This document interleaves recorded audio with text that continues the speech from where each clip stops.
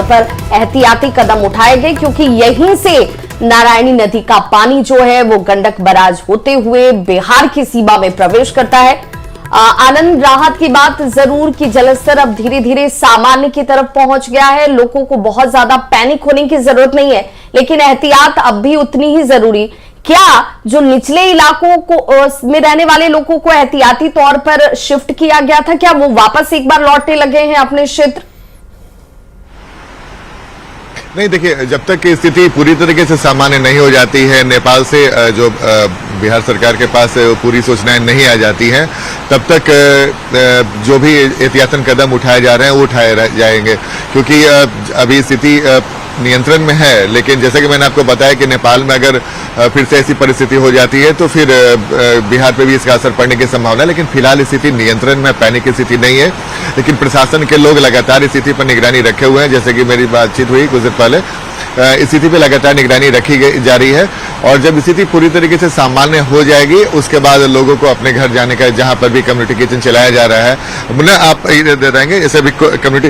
मुन्ना, अभी फिलहाल community kitchen वगैरह कहाँ चला, सबसे ज्यादा कहाँ पे असर पड़ने की संभावना है जहाँ पे प्रशासन ने व्यवस्था की है? पश्चिमी चंपारण के तमाम ऐसे इलाके हैं, करीब 25 ऐसे गाँव हैं जो निचले इलाके में है। उन इलाकों से प्रशासन ने सभी को कल ही शिफ्ट कराया था, और देर रात कई ऐसे इलाके हैं, बगहा, नौतन, बैरिया, जहां कम्युनिटी किचन चलाया जा रहा है, और प्रशासन का टीम वहां जो विस्थापित लोग जो लाए गए हैं जो निचले इलाकों से, उन इलाकों को कम्युनिटी किचन के माध्यम से भोजन करा रहा है। और करीब 22 ऐसे स्थल हैं जहां प्रशासन के लोगों द्वारा निचले इलाकों से लोगों को लाकर शिफ्ट किया गया। जिन लोगों को लाया गया अभी वहीं पे हैं लोग। हाँ, तो कई ऐसे सरकारी विद्यालय हैं, सामुदायिक भवन है जहां लोगों को शिफ्ट कराया गया है, और वहां प्रशासन की देखरेख में लगातार कम्युनिटी किचन चल रहा है, उनकी देखभाल की जा रही है। देखिए विभा, यही मैं आपको बताने की कोशिश कर रहा हूँ, चूंकि जब स्थिति पूरी तरीके से नियंत्रण में हो जाएगी तब हम आपको तस्वीर दिखा के भी कुछ और भी बताने की कोशिश कर रहे हैं। कल जो जल संसाधन विभाग के सचिव चंद्रशेखर सिंह, उन्होंने कल अपने मुख्यालय में एक बाढ़ नियंत्रण कक्ष बनाया है और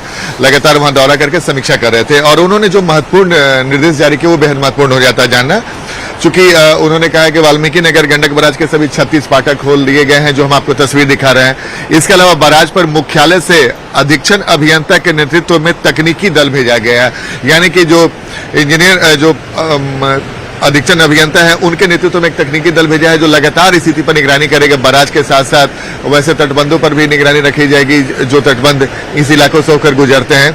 इसके अलावा गंडक नदी बेसिन के सभी संबंधित जिलों में चेतावनी संवाद जारी किया गया है। जैसे कि मैंने आपको बताया कि चूंकि अभी अलर्ट मोड में है बिहार सरकार, तो इसलिए कोई भी ढिलाई देने के मूड में अभी नहीं है जब तक स्थिति पूरी तरीके से में नहीं आ जाती है। और इसी वजह से गंडक नदी बेसिन के सभी संबंधित जिलों में चेतावनी संवाद जारी कर दिया गया है। इसके अलावा तटबंधों का सतत निरीक्षण एवं आवश्यक सामग्रियों का भंडारण सुनिश्चित करने का निर्देश। इसका मतलब ये हुआ विभा कि अगर परिस्थिति बिगड़ती है तो वैसी स्थिति में हालात से निपटने के लिए क्या क्या कुछ उपाय किए जा सकते हैं, किन किन संसाधन की जरूरत पड़ेगी, वो तमाम चीजें कर ली गई हैं, ताकि अगर स्थिति बिगड़ती है तो उससे निपटने के लिए विभाग पूरी तरीके से अलर्ट मोड में रहे। और सबसे महत्वपूर्ण बात, अधिकारियों को लगातार चौकसी एवं निगरानी बनाए रखने का निर्देश दिया गया है। तो साफ है बिहार सरकार पूरी तरीके से अलर्ट मोड में है। बिहार के जो मुख्य सचिव हैं प्रत्यय अमृत खुद पटना में बैठकर लगातार मॉनिटरिंग कर रहे हैं, बैठक कर रहे हैं। और जो जिला प्रशासन जिस इलाकों से गंडक नदी गुजरती है उन इलाकों के भी जिलाधिकारी हो, जिला प्रशासन के लोग पूरी तरीके से अलर्ट मोड में है। हाजीपुर वैशाली से लेकर आप बगहा तक अगर बात करें, वाल्मीकि नगर तक बात करें, तो जो अधिकारी हैं जल संसाधन विभाग के हो या फिर जिला प्रशासन के, तमाम लोग अलर्ट हैं। और ये तब तक अलर्ट रहेंगे जब तक स्थिति पूरी तरीके से सामान्य नहीं हो जाती है और नेपाल से ये खबर नहीं आ जाती है कि नेपाल में स्थिति सामान्य होगी, ताकि नेपाल में स्थिति सामान्य होने का मतलब साफ है विभा कि बिहार में भी स्थिति सामान्य रहेगी। चूंकि अब धीरे धीरे मानसून जाने का वक्त आ गया, लेकिन जाते जाते मानसून ने नेपाल में जो कहर बरपाया, जिसकी वजह से बिहार में भी फ्लड की स्थिति बन गई अचानक से, जिसे लेकर ये लगातार तैयारियां चल रही है। लेकिन एक बार फिर से हम आपको अपने दर्शकों को दिखाना चाहेंगे, जो दर्शक अभी जुड़े हैं, ये गंडक बराज की तस्वीर हम आपको दिखा रहे हैं। गंडक बराज के तमाम 36 फाटक को खोल दिए गए हैं और ये गंडक बराज के ऊपर प्रेशर न पड़े। और एक चिंता की बात है विभाग, चूंकि बहुत जबरदस्त तूफान आया है नेपाल में, तो गाद आने की संभावना गंडक नदी में एक बार फिर से ज्यादा बढ़ गई है, क्योंकि गाद की वजह से बिहार के कई नदियों की समस्या होती है, तो गाद की समस्या एक बार फिर गंडक नदी की समस्या बढ़ा सकती है। और एक बार फिर से जैसे कि मैंने आपको बताया कि उस दिन पहले ही आपको याद होगा कि बार बार बिहार सरकार की तरफ से ये कहा जा रहा है कि नेपाल में हाई डैम बनाया जाए, तो एक बार मांग फिर से तेज हो सकती है, क्योंकि नेपाल से जब भी नदियां उफनती है उसका सीधा असर बिहार पर पड़ता है। तो जाहिर सी बात है, अगर हाई डैम नेपाल में बनाने की जो बात लंबे समय से चल रही है, अगर इस पर बात आगे बढ़ती है, हो सकता है कि इसके बाद बिहार और भारत सरकार की कोशिश रहेगी कि नेपाल से बात करें कि हाई डैम जो नेपाल में बनाने की बात हो रही है उस पर काम किया जाए।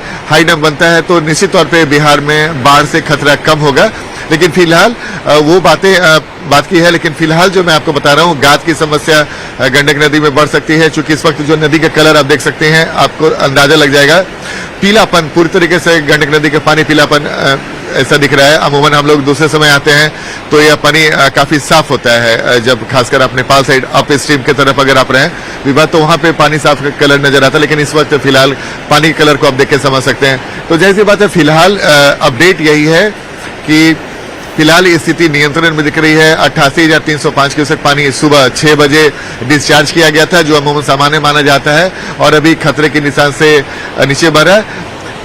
क्योंकि अगर पानी ज्यादा होता है तो जो वैशाली का इलाका, सारण का इलाका, कुछ ऐसे इलाके हैं, गोपालगंज के इलाका, जहां पे कटाव की स्थिति हो सकती है। लेकिन फिलहाल अभी स्थिति पर नियंत्रण दिख रहा है और लगातार निगरानी की जा रही है प्रशासन की तरफ से, जिला प्रशासन की तरफ से और जल संसाधन के विभाग की तरफ से। और बिहार सरकार के अधिकारी लगातार नेपाल के संपर्क में है और वहां से उनको जो भी फीडबैक मिल रहा है उसके हिसाब से आगे कदम उठा रहे हैं। तो ये एक अच्छी बात है कि फिलहाल जैसी बातें हो रही थी कल देर शाम तक कि नेपाल से बड़े लेवल पर पानी का डिस्चार्ज हो सकता है, पानी गंडक बराज पहुंच सकता है और उसके बाद पानी नीचे के इलाकों में फैल सकता है, वैसी स्थिति नहीं है।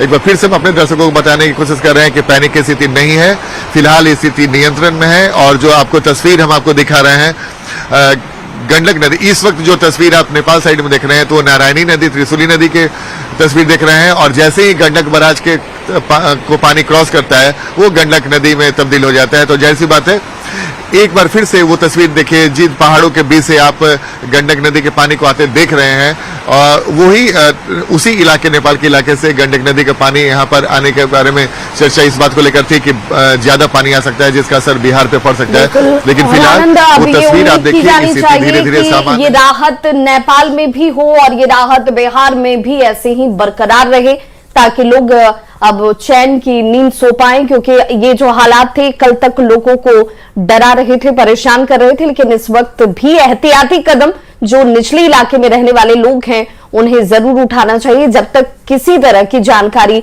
आपके सामने प्रशासन की तरफ से न दी जाए। बहुत बहुत शुक्रिया हमारे तक ये ग्राउंड रिपोर्ट पहुंचाने के लिए।